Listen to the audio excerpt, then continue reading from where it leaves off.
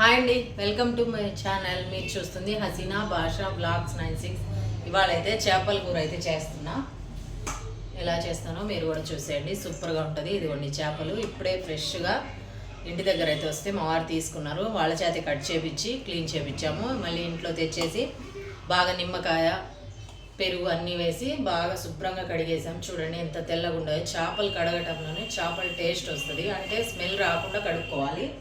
ఇప్పుడైతే చేపల కూర చింతపండు పులుసు వేయకుండా అయితే చేపల కూర చేసేద్దాం. వచ్చేయండి చూసేద్దాం. ప్యాన్ పెట్టేశాను, ఆయిల్ వేసేయాలి. ఇప్పుడు ఇదిగోండి ఆయిల్. ఇది ఇగురు లాగా అనుకోండి, పులుసు కాదు, చేపల ఇగురు. ఆయిల్ వేసేసాను. మంట అయితే హై ఫ్లేమ్లో పెట్టేద్దాం. ఇప్పుడు వచ్చేసి మసాలా అంతా రెడీ చేసి పెట్టాను. ఇందులోకి మసాలాలు ఎక్కువ పట్టవు. ఫస్ట్ అయితే ఉల్లిపాయలు వేసి బాగా ఫ్రై చేసుకుందాం. ఇదిగోండి ఉల్లిపాయలు కట్ చేసి పెట్టాను. మరీ లావుగా కాకుండా మళ్ళీ సన్నగా అయితే తరిగాను. ఇదిగోండి తరిగాక ఇలా పిసుక్కుంటే ఇవి ఇంకా చిన్నగా అయిపోతాయి. బాగా వేగడానికి ఈజీగా తొందరగా వచ్చేస్తాయి. బ్రౌన్ కలర్ వస్తుంది తొందరగా. ఉల్లిపాయలు బాగా ఫ్రై అవ్వాలి. కొద్దిగా ఏం చేయాలి, ఉల్లిపాయలు వేగాలంటే సాల్ట్ వేసుకోవాలి తొందరగా వేగాలంటే. ఇదిగోండి కొద్దిగా సాల్ట్ అంటే. ఇప్పుడైతే ఇది సిమ్లో పెట్టుకొని కదిలించుకుంటా బాగా ఫ్రై చేసేస్తున్నాం. ఈ చేపల కూర సూపర్గా ఉంటుంది. మొన్న ఒక షార్ట్ వీడియోలో మన చేపల కూర పెట్టాను, మా అమ్మ చేసింది. ఇదైతే నేను చేస్తున్నా. అది చేపల పులుసు, ఇది చేపల ఇగురు. చేపల పులుసు ఒక టేస్ట్ ఉంటుంది, ఇగురు ఒక టేస్ట్ ఉంటుంది. ఇది కూడా చాలా బాగుంటుంది. ఇది రైస్లో చపాతీలో బాగుంటుంది. మరి చింతపండు పులుసు అస్సలు వాడను ఈ చేపల కూరకు. ఉల్లిపాయలు బాగా ఫ్రై అయ్యాయి, అంటే బాగా అంటే మరీ ఎర్రగా కాదు, మామూలుగా ఫ్రై అయిపోయాయి. మరీ ఎర్రగా అవ్వాల్సిన పని లేదు. ఇందులో అయితే అల్లం వెల్లుల్లి పేస్ట్ వేస్తున్నా. ఇదిగోండి ఇంత అల్లం వెల్లుల్లి. ఇది బాగా ఫ్రై అవ్వాలి.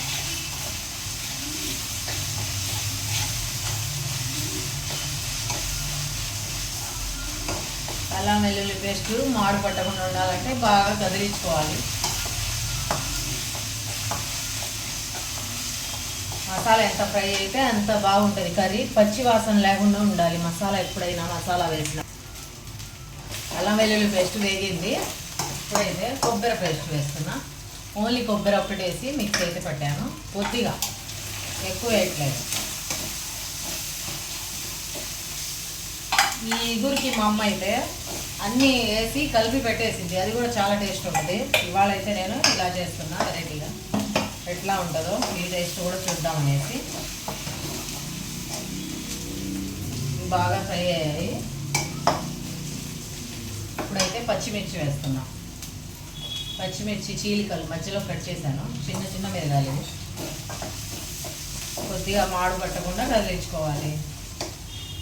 సిమ్లో అయితే పెట్టి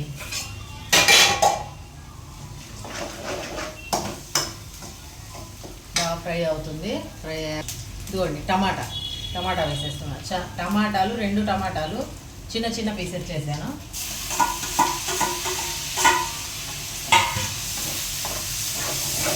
ఈ టమాటా పచ్చిమిర్చి ఉల్లిపాయ అన్నీ బాగా మగ్గాలి.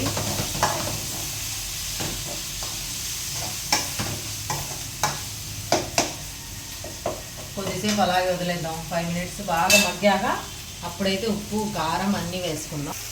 టమాటాలన్నీ మగ్గాయి చూడండి. ఇప్పుడైతే కారం సరిపడా కారం.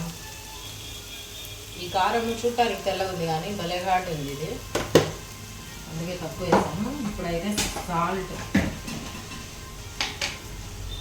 సరిపడా సాల్ట్.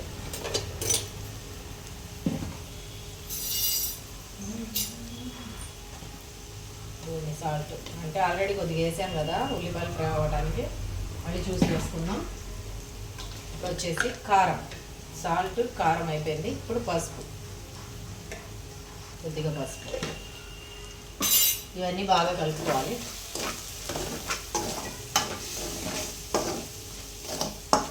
ఈ పచ్చివాసన పోయే వరకు కొద్దిసేపు మగ్గనిద్దాం. మసాలాలన్నీ మసాలా మగ్గిపోయింది మొత్తము. ఇప్పుడైతే చేప ముక్కలు ఇదిగోండి నీట్గా శుభ్రం చేసుకున్న చేపలు అయితే వేసేస్తున్నా. ఇలాగా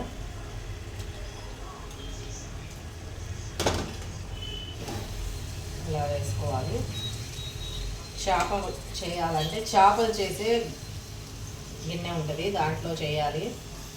నాకు ఉంది ఇంట్లో, అయినా కానీ నేను ఈ కడాయి వెడల్పుగానే ఉంది అనేసి ఇందులోనే చేస్తున్నా. ఇలా వేసుకోవాలి.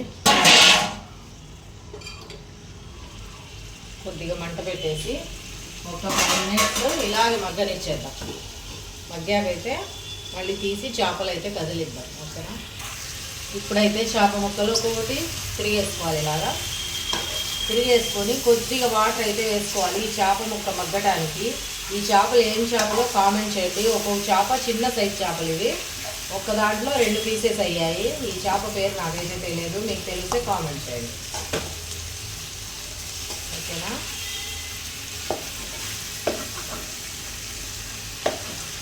ఈ చేప ఉడకటానికి సరిపడా వాటర్ అయితే వేసేద్దాం. ఇది ఎక్కువ చేపలు కదిలించకూడదు,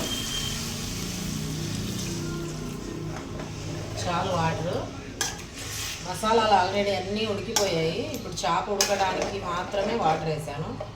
చేప కొద్దిగా ఉడికితే కొద్దిగా ధనియాల పొడి అయితే వేసి స్టవ్ కట్టేద్దాం. ఓకేనా?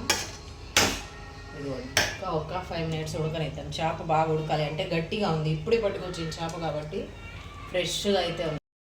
చేపలు ఉడుకుతున్నాయి. ఇప్పుడైతే ధనియాల పొడి కొద్దిగా వేసేద్దాం. ఇది పొద్దున్నే ఫ్రెష్గా పట్టాను ధనియాల పొడి మిక్సీలో. ధనియాలు, లవంగా, చెక్క బాగా ఫ్రై చేసేసి మిక్సీ అయితే పట్టేశాను. ఇప్పుడు ఇలాగే మూసేద్దాం. ఇది ఇంకా కొద్దిగా ఉడకాలి. ఓకేనా? ఓకేనండి, చేపల కూర అయితే రెడీ అయిపోయింది. ఒక 2 నిమిషాలు పెట్టేసి స్టవ్ కట్టేస్తా.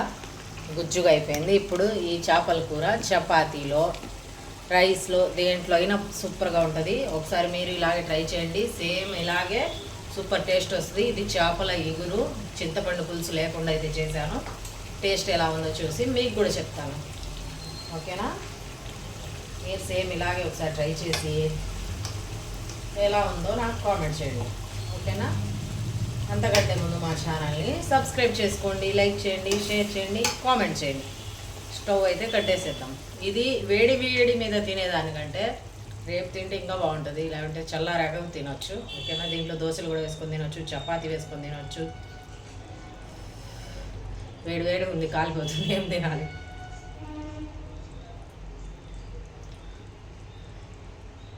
చేప కూడా బాగా మెత్తగా ఉడికిపోయింది ఊరకనే. ఇంత వేడిదైతే నేను తినలేను. ఓకేనా?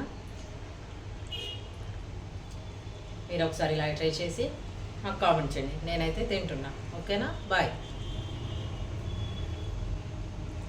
సూపర్ ఉంది. బాయ్ అండి.